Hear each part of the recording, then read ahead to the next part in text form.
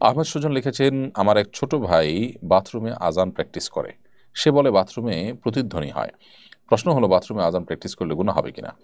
ভাই আহমেদ সুজন, বাথরুমে প্রতিধ্বনি হয়, সাউন্ডটা শুনতে ভালো শোনা যায়, এই অজুহাতে বাথরুমে আজান প্র্যাকটিস করা উচিত হবে না। বিশেষ করে সেখানে টয়লেটের অপশন আমাদের দেশের সচরাচর যেরকম থাকে, এরকম প্যান বা কমর যদি থাকে, তাহলে সেক্ষেত্রে সেখানে আজান দেওয়া অনুচিত। কারণ নাপাক বা নোংরা জায়গায় আল্লাহর নাম উচ্চারণ করা, কোরআন এবং কোরআন কারিমের কোনো আয়াত উচ্চারণ করা, এটা নিষিদ্ধ। এটা মাকরুহ বলেছেন ফুকাহা একরাম সবাই।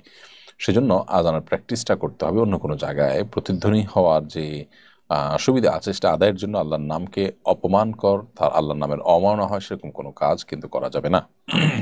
তাহমিদ নাফিস দীপ্ত আপনি লিখেছেন, রুমের সাথে বাথরুম আছে। জানার বিষয় হলো, রুমে কেউ নামাজ পড়া অবস্থায় থাকলে সেই বাথরুম ব্যবহার করা যাবে কিনা? কোনো অসুবিধা নেই। কেউ যদি রুমে নামাজ পড়ছেন, ওই অবস্থায় আপনি বাথরুম ব্যবহার করতে পারেন। রুমে একজন নামাজ পড়ছেন মানে এই না যে আপনি রুমে টয়লেট ইউজ করতে পারবেন না, বাথরুমের দরজা খুলতে পারবেন না, এরকম কোনো নিষেধাজ্ঞা নেই। রেদওয়ানুল লিখেছেন, কোনো ব্যবসায় কত পার্সেন্ট লাভ নিতে হবে এ ব্যাপারে শরীয়তে কোনো নির্দেশনা আছে কিনা, থাকলে সেটা কত?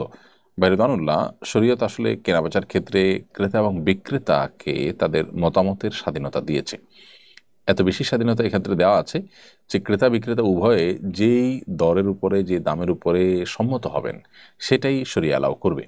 তবে বিক্রেতা তিনি যদি ক্রেতাকে ঠকাবার উদ্দেশ্যে বা ক্রেতা হয়তো এই পণ্যের দাম জানেন না, সেই সুযোগে তার কাছ থেকে অতিরিক্ত দাম নেন, কিংবা তিনি যদি কোনো প্রকার কারসাজি করে, ক্রাইসিস সৃষ্টি করে, কোনো প্রকার পরিস্থিতি তৈরি করে ক্রেতাকে ঠকান, তাহলে সেক্ষেত্রে সেটা অনৈতিক হবে, সেটা তার অন্যায় হবে। কিন্তু তার বেচা কেনাটা বিশুদ্ধ হয়ে যাবে, বিক্রেতার জন্য সেটা গ্রহণ করা যায় এবং ব্যবহার করা জায়েজ হবে।